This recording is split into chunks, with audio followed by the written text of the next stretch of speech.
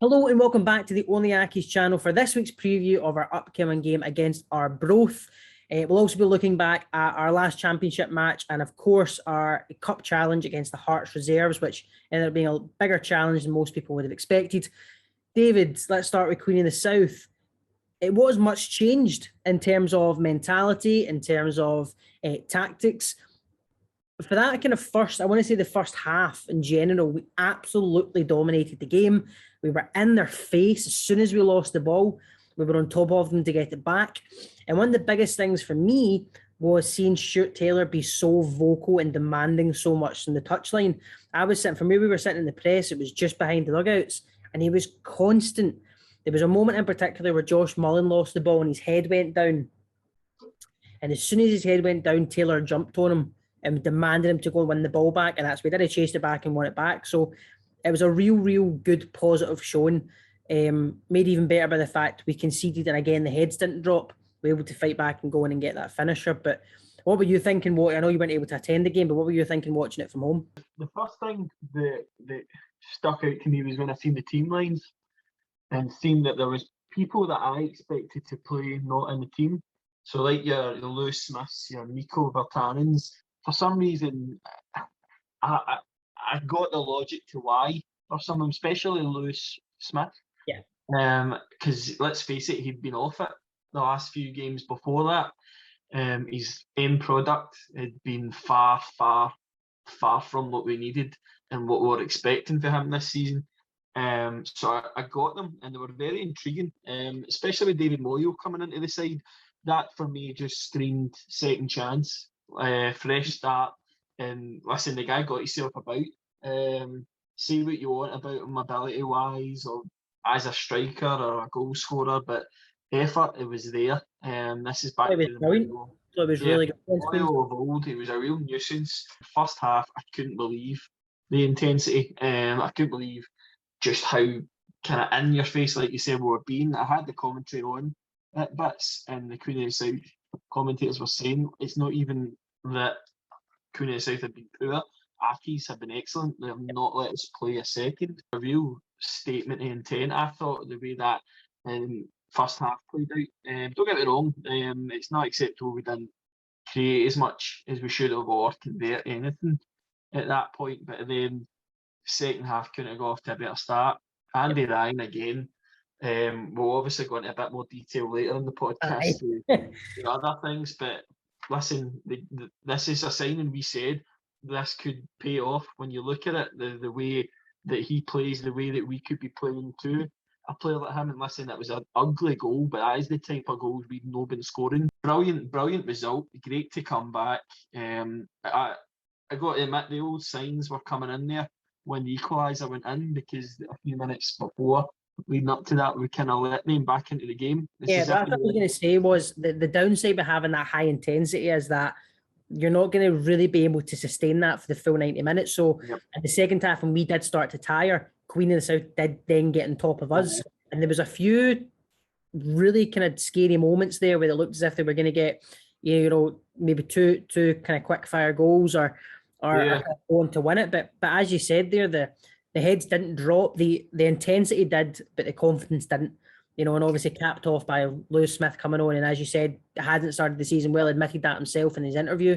But capped off with a really good goal, and something we're dying for him to do is just fucking hit it. Well, that's a kind of goal that I think is going to capitalise what we're expecting for Lewis Smith this season. I don't even think, if you watch it back, there's a point where Lewis realises, listen, nobody's pressing me. He lifts his head up, he composes himself, and he takes his shot.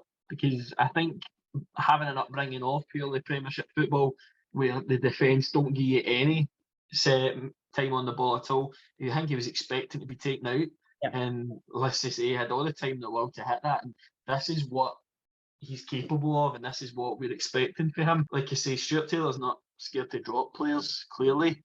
He's not scared to play players he thinks might benefit this particular game or suit this particular game, and you got to argue that it worked a treat on the Queen of the South game. Yeah, it was a very good result, and what I'll say is, you were talking about the Accies of old at points. I think the Accies of old really came out against the Hearts Reserves, because that That was a game where if we had lost that game, if we went on to lose that game, everyone would have went, well, not much has changed then. Aye. Totally. Thankfully, we didn't, but it was a game where we dominated. We seemed so comfortable. They got one, and then they got two 30 seconds, whatever it was, 45 seconds after the first. And I actually remember saying in the video, I remember saying, if Accies get one, we'll get more. Because we were looking that comfortable. And it was all the way around. Hats off to Hearts reserves, listen. Obviously, all young guys in that.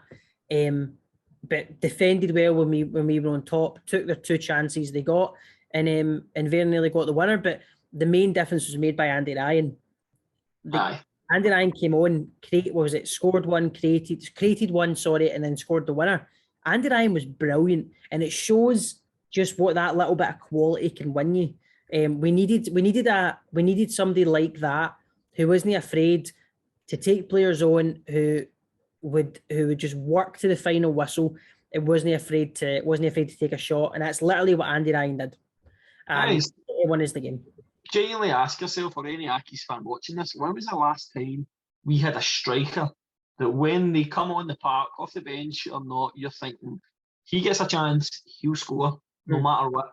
He's starting, don't get me wrong, championship level or whatever you want to call it, or put it down to whatever, it's Premiership and the difference or whatever, but I think he just looks such a clever player, really offensive. I mean, the way he took his goal, unfortunately, I was sitting with my dad at the game, and as soon as he got the ball and he seen him running at the player and he was about to turn on the inside, I said to my dad, I was like, this is a goal.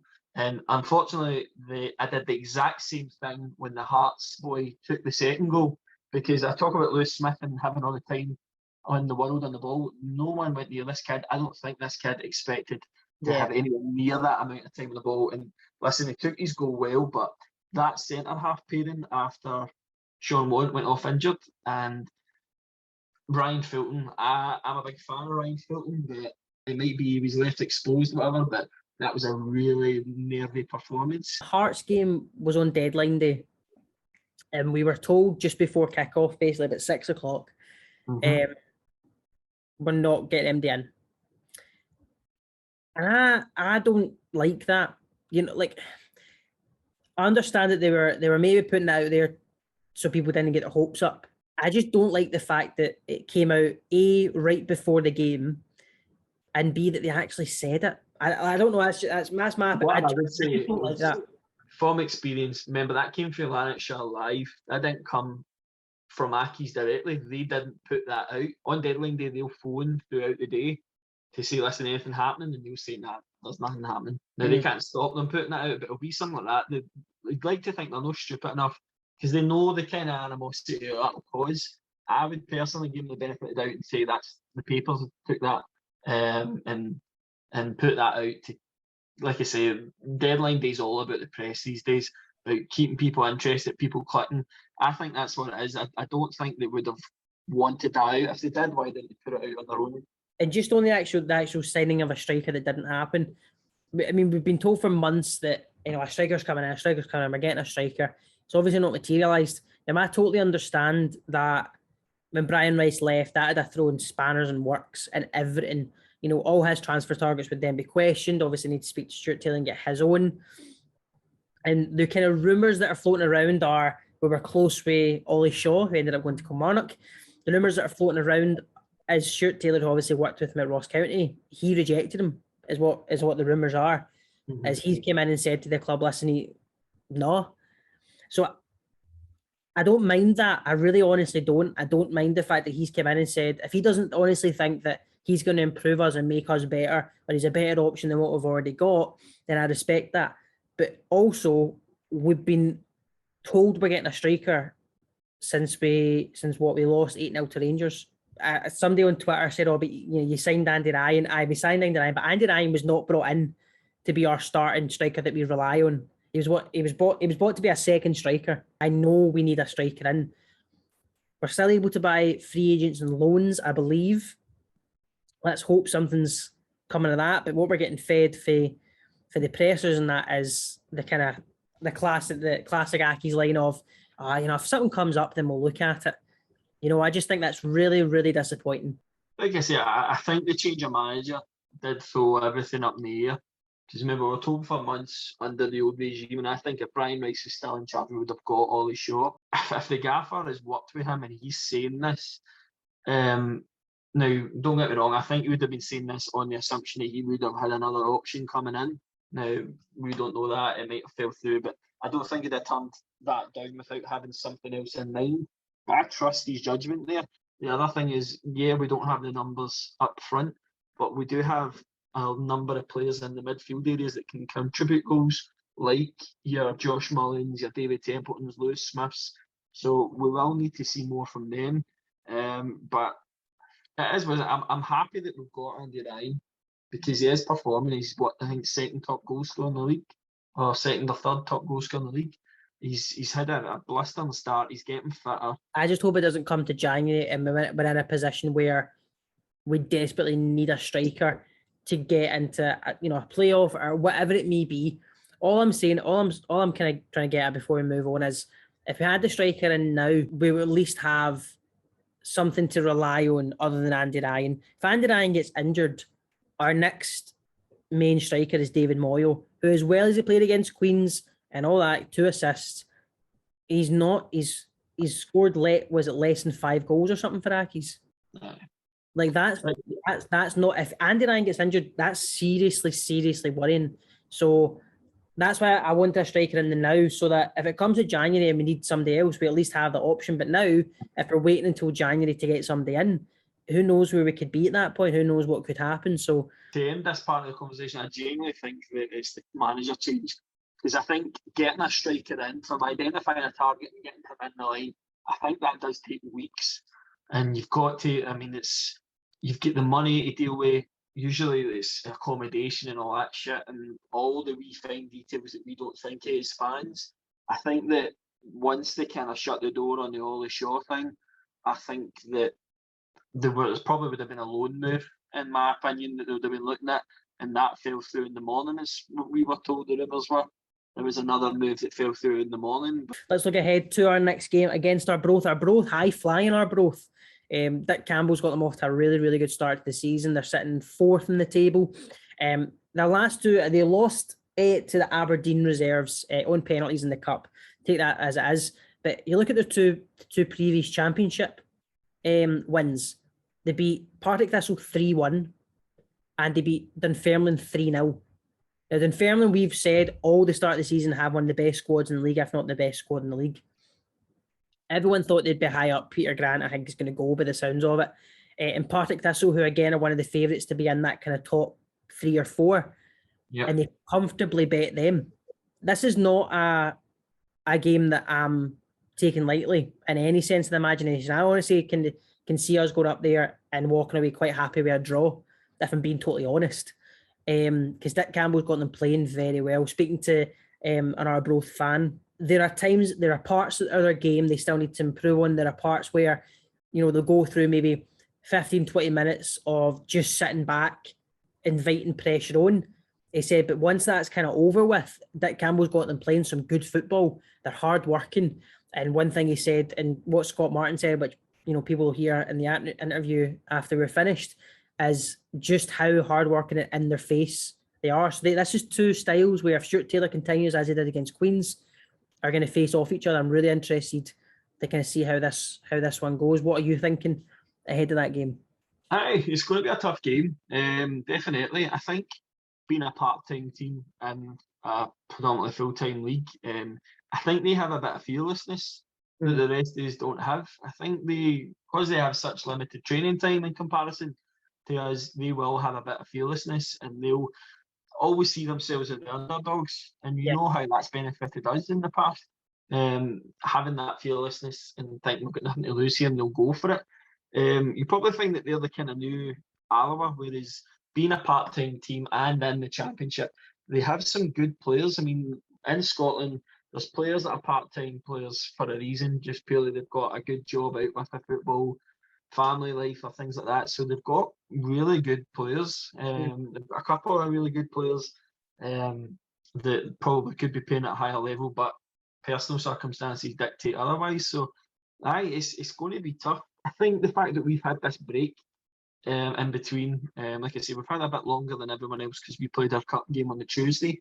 I'm excited to see what's kind of developed since then, because obviously in our interview with Stan after the Hearts game, he said he was looking forward to getting this time now, and it's going to give him a better chance to implement his style and things like that. I mean, one thing that we didn't touch on in the review of the previous games is guys like Luke Matheson being at the Hearts game. That was the first time I'd seen him in person. Yeah. And he just looks like such a clever footballer. Some of his decision making is just different from what we see. And that's not any disrespect to our youth players or way, but he looks like a £1 million player. He looks like he's definitely got a higher ceiling to what's around him. So him with the best part of a fortnight of training under his belt now into the style, I'm excited to see how we'll be. I think we will go with a similar kind of lineup to what we had against Queen of the South. I think we're going to have a bit too much. I think that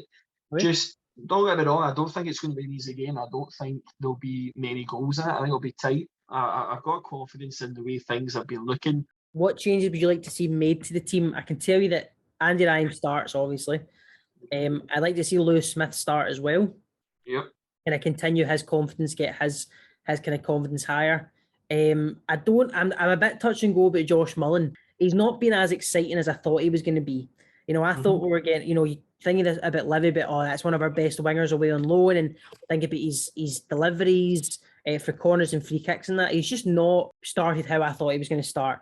Maybe that's on maybe I had a different view of him than what he actually is, but I'm a bit touch and go about whether we should drop him and maybe bring Redfern in instead, have Smith Redfern on the wings or something. I think your back four and all that writes itself, with Sean Want especially now out injured as well, which, by the way, he does seem okay.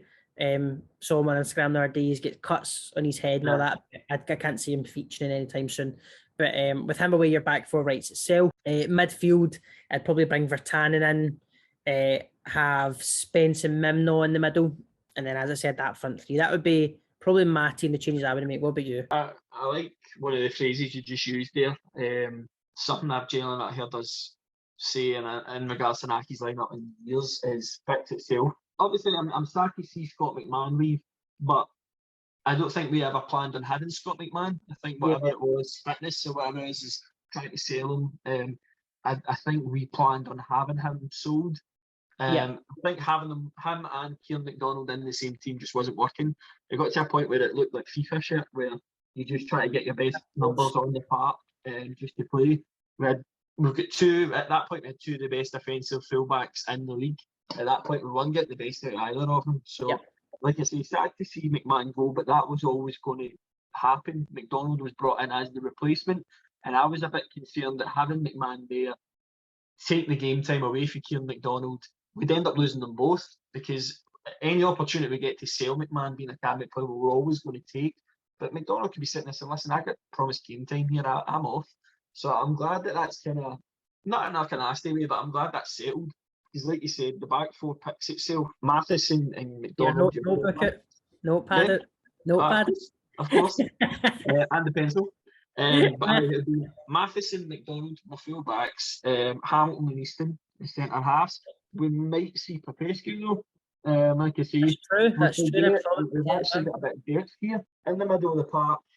Again, it's a good headache. There's some options there. I mean, Ian Mimno has been impressive, so I think he will feature heavily. But I think given the impact that Lewis Spence made when he came on against the Hearts game, and the type of game that Mikko Virtanen had as well, in fact actually getting into space and scoring the goal, I think he will go with Spence and Virtanen. So I would say the middle two would be Mikko Virtanen and Lewis Spence. Right. I think he'll go with Lewis Smith. Again, I think he's earned his place. I think he will stick with Josh Mullen. I totally agree with what you said. I think it's just, don't get me wrong, I know of Josh Mullen. I don't sit and watch Livy games or Ross County games. I have seen them, and I've seen him stand out in games. But I expect him to be a bit more of a flair player than what I'm seeing. He's, don't get me wrong, in the Hearts game especially, he was a grafter. Got himself about, put a shift in. like I say, the fact that we've got such slim options up front, we need guys like him to contribute goals. So I think we will go with him, and hopefully he delivers.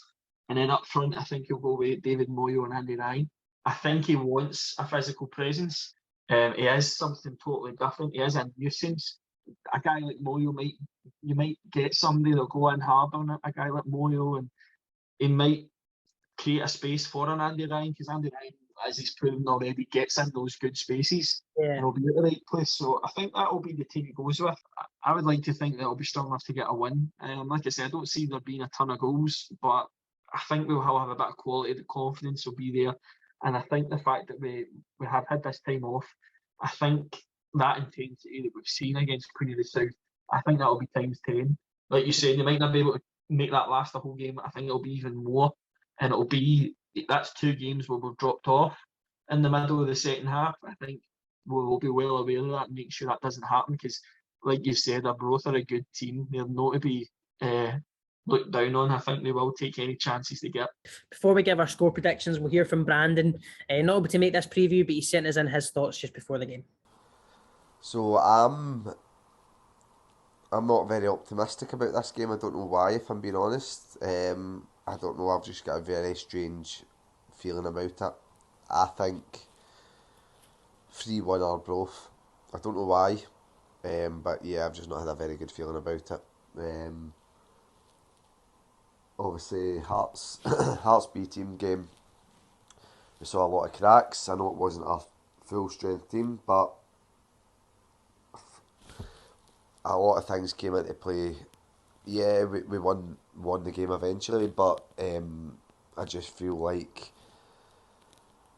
I think because we're playing this attacking football that the players aren't used to, it started to open up gaps, and a much stronger team would have exploited them a lot more than what Hearts B did. It was a very poor team, a very young team we're playing, and they managed to score 2 goals and exploit it. I hope I'm wrong. I hope I'm very wrong. And we find the form we did against Queen of the South in moments, because it was a breath of fresh air watching some of the football we did play for a change. And even the first half against Hearts, the pressing was brilliant. I hope we go up to up top. Again, I hope Ryan and Moyo start. I don't think Moyo deserves to be dropped after his performance against Queen of the South, because I think him and Andy Ryan worked well. I don't foresee Temps being back. Hopefully Lewis Smith kicks on after his goal against Queen of the South as well. But the team against Queen of the South, I wouldn't change too much, if I'm being honest with you. Hopefully Stan's had time to sort of implement his ways and show the team what he wants them to do and want them to put into practice. I think when we spoke to Scott Martint, he definitely gave the vibe off that the players are believing in what he's doing. So I think that definitely does show that there's a change in mindset and a change in the way in which the players and the way in which Stan wants them to play. So yeah, fingers crossed. You've heard Brandon's predictions. David, how do you think this game is going to go? Remember to be part of our league table. We will put a clip up of our predictions up on Twitter, so be sure to comment on that to get your score predictions in our league table to win a prize at the end of the season. I don't think any of us have actually won any points yet. Me, you, Brandon. I think we'll be bottom 3 of the table by the looks of it. But what are you thinking for Arbroath? Like you say, it's going to be really tough. I would be happy with a point, I think, but we need to start getting points on the board. So I'm going to go for the win. I think we'll go 1-0. 1-0, all right. Lewis Smith actually said something really good in his interview today. I think it was put out, saying that these are the type of games that Accies need to win if they're going to be considered as promotion candidates. And I think he's absolutely right. I'm actually going to say 1 each. I think we'll get the draw. I think Arbroath are on such a good kind of vein of form that Campbell's got them playing well. And I think, as Scott Martint will say in an interview in a second, a really hard-working team. And I think it'll be 2 teams with similar styles coming up against each other. So I reckon it'll come out pretty even, and it'll be a 1 each. But you've got our score predictions, as we said. comment them on Twitter to get you involved in the league table. Thank you very much for joining us. We'll hand off now to me and Brandon, who were at the stadium yesterday, to interview Scott Martint. Scott, first of all, thank you very much for sitting with us, man. We appreciate it. No problem. End of last season, he scored a goal against Ross County. That was the game every fan was kind of thinking this is us in with a fighting chance. You obviously came out worse out of that, ended up picking an injury, missed the end of last season. So what was it like for you having to sit and watch, obviously, the relegation and that from the sidelines? Yeah, it's not nice at all.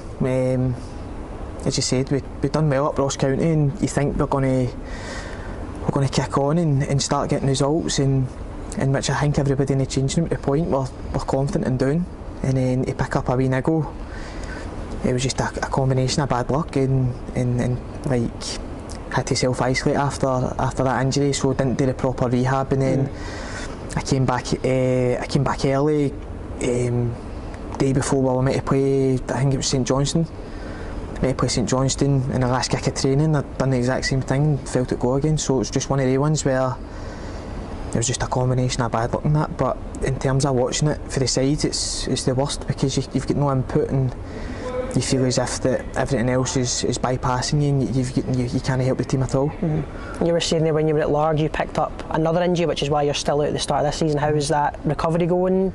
How are you feeling now? Yeah, it's going all right. It's going well now in terms of the rehab and stuff, and I'm back on the pitch, and I'm trying to get the runs in and try and get my fitness as back as what it was before Larg. So, but it's been tough in terms of mentally, and in terms of the first 6 weeks, and I think first 6 to 8 weeks is you can't really do it, and it's the same one as what Temps had.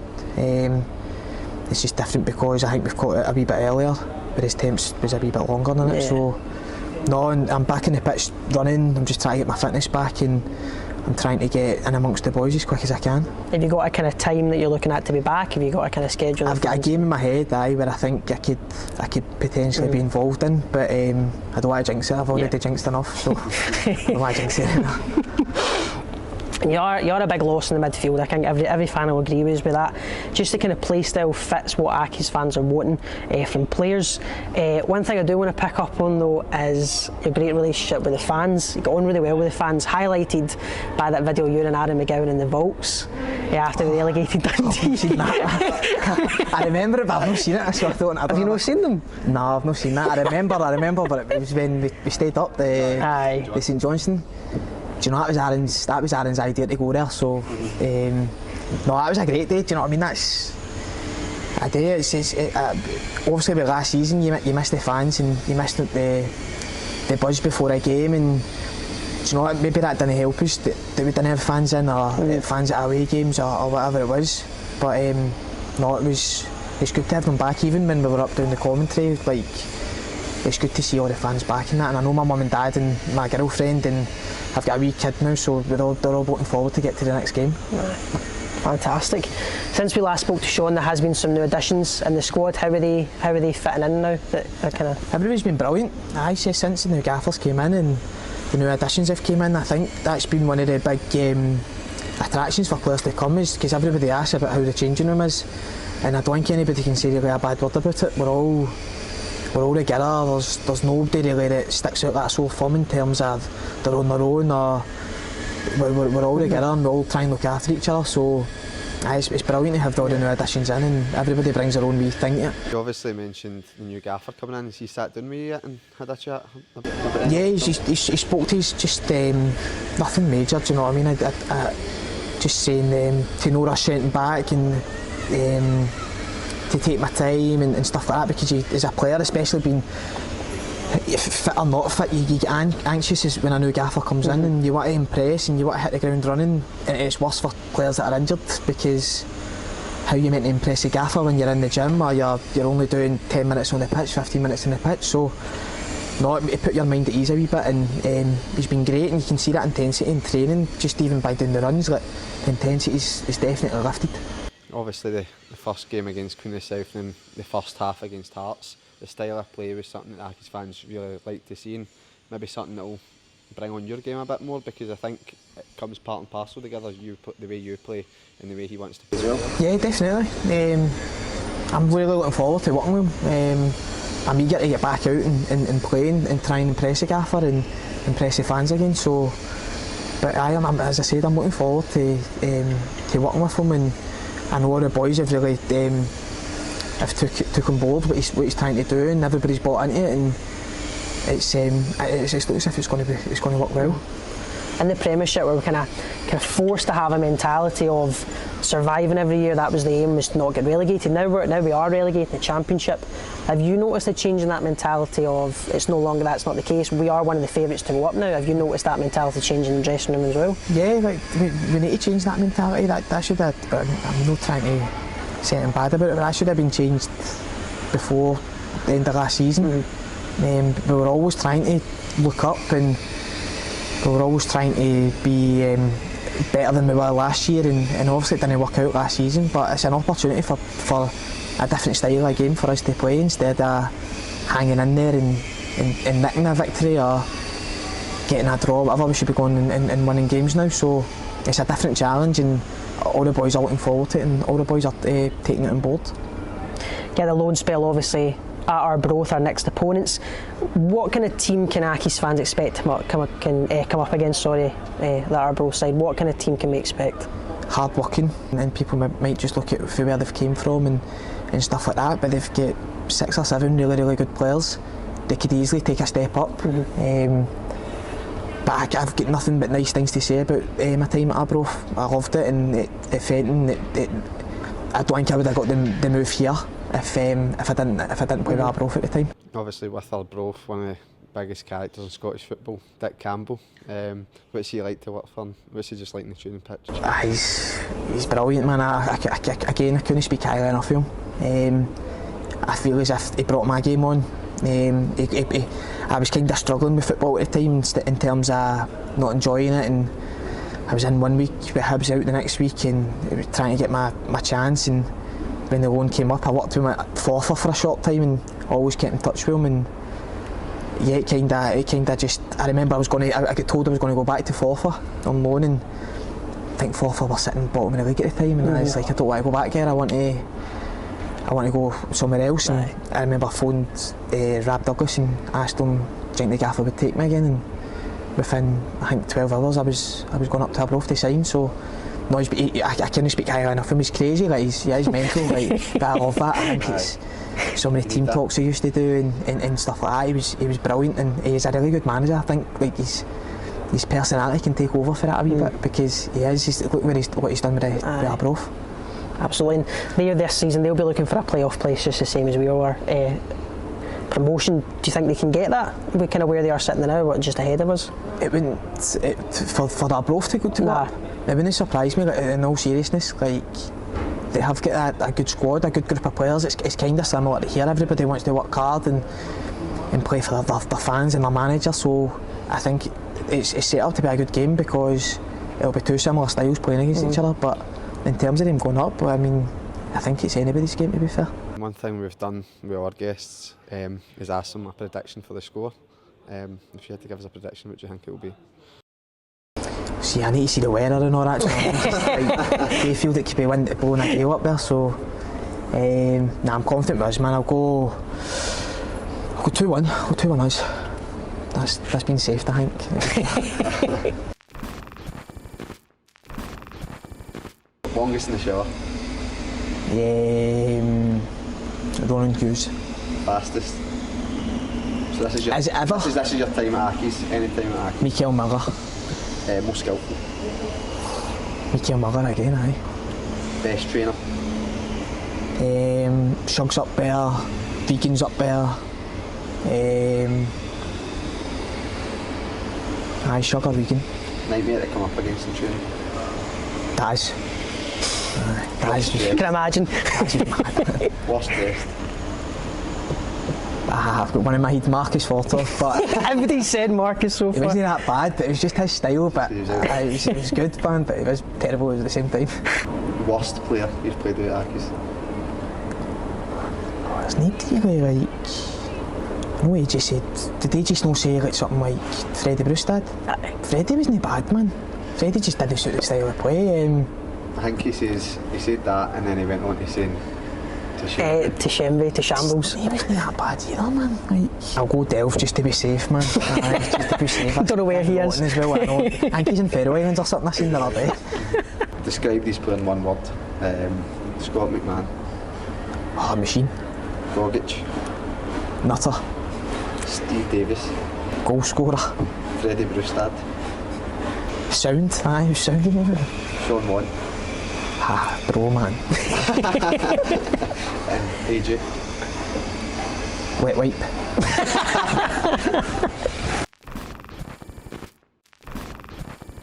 Messi or Ronaldo? Ronaldo. No, sorry, Messi, what am I saying? Messi, I don't even like Ronaldo, man. Messi. Lampard or Scholes? Scholes. We were going to include Gerrard, but we thought you wouldn't pick him. Do you know I love Gerrard as well, man, but nah, No. I wouldn't have said him. Chinese or Indian? Chinese. Warzone or FIFA? FIFA. Kim K or Ariana Grande? Kim K. And Sean Watt or Ron Hughes? I can't pick it, man. I can't. Man, somebody will follow me, man. Somebody will follow me. Nah, they're both from. I pick the both from, man. Can't pick one.